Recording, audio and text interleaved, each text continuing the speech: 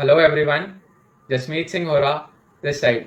आज के इस वीडियो में अपन समझेंगे इस कोरोना वायरस के फेज में बहुत सारे लोग लोन के जाल में फंसते जा रहे हैं। एक्सेस लोन्स होने के वजह से ये जो अभी लॉकडाउन हुआ है और उसके वजह से जो बिजनेस एक्टिविटी स्टॉप हो गई हैं, तो इस सब का इम्पैक्ट ये आया है कि लोगों के रीपेमेंट स्टॉप हो चुके हैं और उसका इंटरेस्ट रोज उनके लोन अमाउंट में एडअप होता जा रहा है, जिसके वजह से लोग लोन के जाल में फंसते जा रहे हैं। तो इससे निकलने के वेज क्या हैं, आइए समझते हैं अपन। उससे पहले अगर अभी तक आपने हमारे इस चैनल को सब्सक्राइब नहीं किया है, so please subscribe it so that ऐसी वैल्यूएबल इन्फॉर्मेशन आपको आगे भी हमेशा मिलती रहे। Now let's move forward. Loan के जाल में फंसने का सबसे बड़ा रीजन ये है प्रॉपर फाइनेंशियल प्लानिंग ना होना। जिस भी सोर्स के लिए, जिस भी इन्वेस्टमेंट के लिए आप लोन ले रहे हैं, सबसे मेन तो अपने को समझना है कि वहां से इतना रिटर्न आ रहा है या नहीं जितना आपका लोन का इंटरेस्ट है। वरना अननेसेसरी हाई लोन्स लेके आपको स्ट्रेस होता है और स्ट्रेस की वजह से अलग बहुत सारे हेल्थ इश्यूज होते हैं। सो मेन सबसे इम्पोर्टेंट है कि जहां भी वो लोन का अमाउंट इन्वेस्ट हो रहा है उसका रिटर्न लोन के इंटरेस्ट से ज्यादा होना बहुत इंपॉर्टेंट है। अब इंडिया में और वर्ल्ड वाइड वायरस के नंबर्स रोज इंक्रीज हो रहे हैं, जिसके वजह से आरबीआई के साइड से मोरेटोरियम एक्सटेंशन होने का अनाउंसमेंट एक्सपेक्टेड है।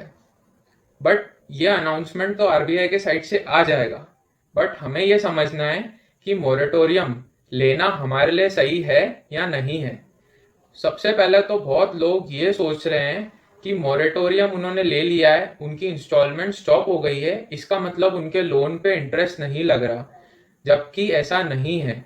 आपके लोन पे अगर आपकी ईएमआई स्टॉप हो गई है, इंटरेस्ट डेली लग रहा है और वो आपके लोन अमाउंट में ऐड होता जा रहा है। ये जो मोरेटोरियम है, ये एक जस्ट आपको एक फैसिलिटी मिली है, ये इंस्टॉलमेंट का वेवर नहीं है, ये एक फैसिलिटी है कि अभी ऐसी सिचुएशन होने के वजह से आप आपकी इंस्टॉलमेंट बाद में दे दें। तो बहुत सारे लोगों का ऐसा सोचना था कि हमको इंटरेस्ट का वेवर मिल गया है, जबकि वेवर नहीं है, वो जस्ट पोस्टपोन हुई है आपकी इंस्टॉलमेंट। सो इसके फायदा ये है कि अगर इन केस आपकी फाइनेंशियल सिचुएशन सही नहीं है और इंस्टॉलमेंट रीपे आपसे नहीं हो सकता अभी, तो आपको उसके ऊपर फाइन नहीं लगेगा और इससे आपका सिविल स्कोर इफेक्ट नहीं होगा।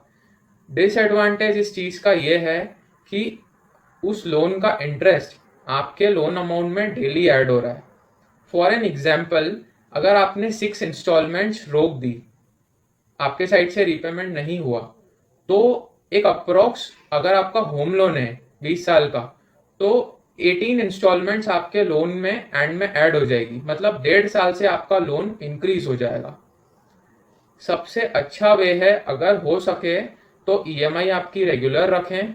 अगर नहीं हो सकता, अगर आपके पास इमरजेंसी फंड नहीं रखा है आपने, जैसा कि हम हर वीडियो में हमारे ऑलरेडी इस मैटर पे बात हुई है कि अपने को इमरजेंसी फंड रखना अपने 6 मंथ्स के एक्सपेंसेस के लिए बहुत इंपॉर्टेंट है। तो अगर आपके पास 6 मंथ्स के एक्सपेंसेस का इमरजेंसी फंड है, तो आपको ईएमआई रिपेमेंट में भी इशू नहीं आएगा, और अगर नहीं है तो ऑब्वियस सी बात है आपको इश्यूज आएंगे। सो अगर आपने आज ईएमआई रोकी भी है, तो जैसे ही आपके पास फंड्स का अरेंजमेंट होता है, इंश्योर इट कि आपके साइड से एक्स्ट्रा रीपेमेंट हो। अदरवाइज 6 इंस्टॉलमेंट्स रोकने पे ऑन एन अप्रोक्स 18 इंस्टॉलमेंट्स आपकी सीधी सीधी लोन अमाउंट में ऐड हो जाएगी, मतलब लोन उससे एक्सटेंड हो जाएगा। लोन के इस जाल से बाहर आने के लिए ऐसे 10 स्टेप्स हैं जो शॉर्ट आपको बाहर लेके आएंगे लोन के स्ट्रगल से। सो स्टार्ट करते हैं। First, make list of loans by rate of interest. देखिए, आपका भले होम लोन हो, मॉर्गेज लोन हो, आपको सारे आपके लोन्स की लिस्ट बनानी है उनके रेट ऑफ इंटरेस्ट के अकॉर्डिंग और अमाउंट के साथ में। जिस लोन का रेट ऑफ इंटरेस्ट सबसे ज़्यादा है उसको आपको सबसे ऊपर लिखना है, फिर उससे लोअर इंटरेस्ट रेट का उसके नीचे, और ऐसे करके आपको एक लिस्ट बनानी है। अब इसके अंदर सारे आपके लोन्स का रीपेमेंट जो मिनिमम उनकी ईएमआई है वैसे ही होगा, और जो आपका हाईएस्ट रेट ऑफ इंटरेस्ट का लोन है उसके अंदर जितना हो सके आपकी सेविंग से एक्स्ट्रा रीपेमेंट होगा। एक वे तो ये है। दूसरा इसके अंदर वे ये होता है कि ऐसी एक लिस्ट रेडी कर लें आप, और स्मॉल अमाउंट का जो भी सबसे स्मॉल लोन है उसका रीपेमेंट सबसे फास्ट हो, सो दैट एक साइकोलॉजिकल इफेक्ट आता है आपके माइंड में कि हाँ ये एक लोन मेरा रीपे हो गया, तो आपको भी अंदर से आता है कि I can do it, I can repay all my loans. So दो वेज होते हैं। सबसे अच्छा रास्ता ये है इसके लिए कि जो सबसे हायर रेट ऑफ इंटरेस्ट का लोन हो उसका रीपेमेंट सबसे फास्ट करें, या तो जो सबसे स्मॉल अमाउंट का लोन हो उसका रीपेमेंट सबसे फास्ट करें, सो दैट जितना जल्दी हो आपके सबसे एक्सपेंसिव लोन या आपके नंबर ऑफ लोन्स फिनिश हो सके। उसके बाद मेन ये है सेकंड कि जितना हो सके लोन में एक्स्ट्रा रीपेमेंट हो, पे इंक्रीमेंटल गेट एक्सपोनेंशियल। जैसे कि मोरेटोरियम में आपने 6 इंस्टॉलमेंट्स रोकी तो आपके लोन में 18 इंस्टॉलमेंट्स ऐड हो गई। ऐसे ही अगर आपने एक बार में 6 इंस्टॉलमेंट्स के इक्वल का रीपेमेंट साथ में मीन्स किया अपार्ट फ्रॉम योर ईएमआई, तो आपका लोन 18 इंस्टॉलमेंट से रिड्यूस हो जाएगा। वहां आपका अगर नुकसान हो रहा है तो यहाँ एक्स्ट्रा रीपेमेंट पे आपका फायदा भी होगा। उसके बाद मेन बात, पे loans with your second income. अगर आपका एक सोर्स ऑफ इनकम है, मतलब अगर आपका इनकम सोर्स सिर्फ सिंगल सोर्स से आ रहा है, तो आप बहुत बड़ी रिस्क पे हैं। इस फेज में एटलीस्ट आपको समझ में आ जाना चाहिए कि आपके इनकम के एक से ज्यादा सोर्सेज होना बहुत इंपॉर्टेंट है। तो जो भी आपकी मेन स्ट्रीम है, इसके अलावा जो भी आपके अदर सोर्सेज से इनकम आती है वो सीधी सीधी आपके लोन के रीपेमेंट्स में जानी चाहिए। उसके बाद मेन बात यह रहती है कि अब आपका फोकस होना चाहिए आपकी इनकम इंक्रीज करने पे, और ये आपकी इनकम इंक्रीज होगी आप जितने स्किल्स सीखेंगे उससे। सो आपको और आपके फैमिली मेंबर्स को अपने ऊपर इन्वेस्ट करना बहुत इंपॉर्टेंट है, सो दैट नए नए स्किल सीखें, उससे आपकी इनकम इंक्रीज हो और वो इनकम से आपका लोन्स रीपेमेंट हो। Fourth point, reduce your expenses. जैसे बूंद बूंद से घड़ा भर सकता है, ऐसे ही बूंद बूंद से घड़ा खाली भी हो सकता है। सो एक्सपेंसेस का लिमिटेड होना बहुत इंपॉर्टेंट है। अगर आपके ऊपर लोन है, आपकी लाइफ सिंपल सोबर होना बहुत इंपॉर्टेंट है। ऐसा नहीं होना चाहिए कि एक साइड तो आपके ऊपर लोन है and on the opposite side आप एक्सपेंसिव 4 व्हीलर्स ले रहे हैं और लोन्स लेके ब्रांडेड शॉपिंग्स कर रहे हैं शो ऑफ करने के लिए, एक्सपेंसिव मैरिजेस कर रहे हैं आपकी फैमिली में। सो ये सारे एक्सपेंसेस का लिमिट होना बहुत इंपॉर्टेंट है, सो दैट कि जितनी ज्यादा हो सके आपकी सेविंग्स हो और वही आपका अमाउंट जो आपको आपका सेव हुआ है वो आपके लोन के रीपेमेंट में जाए। उसके बाद फिफ्थ पॉइंट ये आता है कि आपके 6 मंथ्स के एक्सपेंसेस के इक्वल का इमरजेंसी फंड होना चाहिए आपके पास। जैसे कि लास्ट वीडियो में भी बात हुई थी, इस वीडियो के स्टार्टिंग में भी बात हुई कि आपके पास 6 मंथ्स के एक्सपेंसेस का इमरजेंसी फंड होना चाहिए, सो दैट एक बार वो फंड आपका रेडी हो गया, उसके बाद जो भी आपके पास एक्स्ट्रा सेविंग्स बच रही है वो सीधी सीधी आपके लोन के रीपेमेंट में जाए। इस वीडियो में अगर आप यहां तक आ गए, इट मीन्स वीडियो आपको अच्छा लगा, so please like it and please subscribe, so that ऐसी वैल्यूएबल इंफॉर्मेशन आपको आगे भी हमेशा मिलती रहे।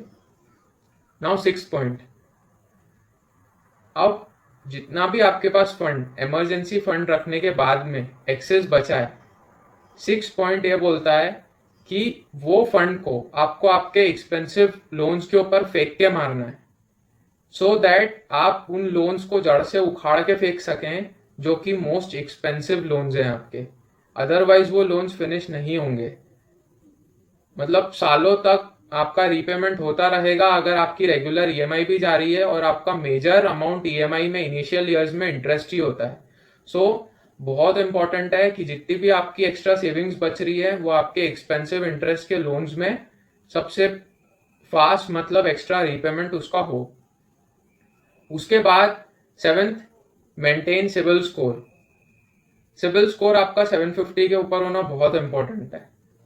जो भी लोग expensive high rate of interest पे लोन्स ले लेते हैं, एक्सेस लोन्स ले लेते हैं, रीपेमेंट नहीं होता, उनका सिबिल स्कोर इफेक्ट होता है। सिबिल स्कोर अगर 750 के ऊपर है तो अच्छे रेट ऑफ इंटरेस्ट पे, रीजनेबल रेट ऑफ इंटरेस्ट पे लोन्स मिल जाते हैं। अगर 750 के नीचे है तो यहाँ तो लोन होते नहीं है, और अगर लोन हो भी रहे हैं तो लोअर लेवल के इंस्टीट्यूशन से बहुत हाई रेट पे आपको लोन होते हैं। इसीलिए आज की डेट में सिविल स्कोर आपका एक असेट है, सो दैट आपको आगे अच्छे रेट पे लोन होता रहे। वो आपको आपकी उस असेट का बहुत ध्यान रख के चलना है। 8th point, sell unnecessary assets and repay your loans. आपके हाउस में बहुत सारा ऐसा अननेसेसरी स्टफ होता है जो 1 साल से ज्यादा से आपके यूज में नहीं आया है। जो भी आपकी असेट 1 साल से ज्यादा से आपके यूज में नहीं आई है, इट मीन्स वो अननेसेसरी आइटम है। Sell it and repay your loans. अब तो यार OLX पे भेज दे और ऐसी बहुत सारी वेबसाइट्स हैं, आप बेच सकते हैं उन अननेसेसरी स्टफ को और वो अमाउंट आपके लोन रीपेमेंट में यूज में आएगा। वॉरेन बफे ऐसा बोलते हैं, अगर आप ऐसे आइटम्स लेते हैं जिनकी आपको रिक्वायरमेंट नहीं है, तो एक दिन आपको ऐसे आइटम्स बेचने पड़ेंगे जिनकी आपको रिक्वायरमेंट है।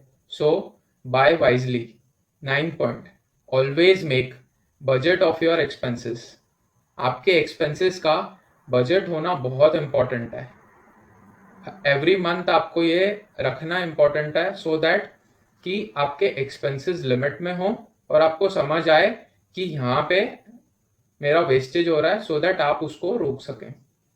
उसके बाद लास्ट पॉइंट आता है कि आपके अगर कोई ऐसे अनसिक्योर्ड लोन्स हैं जो बहुत महंगे रेट पे हैं, जैसे 18%, 20%, मतलब 15 एंड अबव इंटरेस्ट रेट पे, वो जो भी आपके अनसिक्योर्ड लोन्स हैं, और अगर आपका हाउस ओन्ड है या आपका ऑफिस ओन्ड है, तो आप आपके हाउस या ऑफिस के अगेंस्ट सिक्योर्ड लोन ले सकते हैं और ये सिक्योर्ड लोन लेके उन सारे अनसिक्योर्ड लोन्स का रीपेमेंट एक बार में हो सकता है, सो दैट कि आपका एक सिंगल लोन रहेगा और उसका भी रेट ऑफ इंटरेस्ट उन अनसिक्योर्ड लोन से सीधा हाफ रहेगा। ये लोन रीस्ट्रक्चरिंग होती है कि आपके जितने भी महंगे हाई रेट ऑफ इंटरेस्ट पे लोन्स हैं, वो आपके शिफ्ट होके सस्ते रीजनेबल रेट ऑफ इंटरेस्ट पे आपके लोन्स शिफ्ट हो जाएं। उसके बाद एक ये बात है, वक्त अच्छा हो या बुरा, दोनों ही निकल जाते हैं। ये जब अच्छा वक्त नहीं रहा तो बुरा वक्त भी नहीं रहेगा। जो भी आपके ऊपर लोन्स की लायबिलिटी है, स्टेप बाय स्टेप जो भी ये वेज समझाए गए हैं इस वीडियो में, वर्क ऑन इट। अपने आप आपको फील होगा कि आप उससे बाहर निकल रहे हैं। आज के वीडियो में इतना ही। अगर ये वीडियो आपको अच्छा लगा, please like it, share it with all your friends and family members. फैला दो इस वीडियो को सारे व्हाट्सएप, फेसबुक पे, सो दैट आपके फ्रेंड्स एंड फैमिली मेंबर्स को भी इससे सीखने को मिले, जिन पे भी लोन है उनको इससे लर्निंग्स मिले। And subscribe this channel so that ऐसी वैल्यूएबल इंफॉर्मेशन आपको आगे भी हमेशा मिलती रहे। And thank you so much for watching.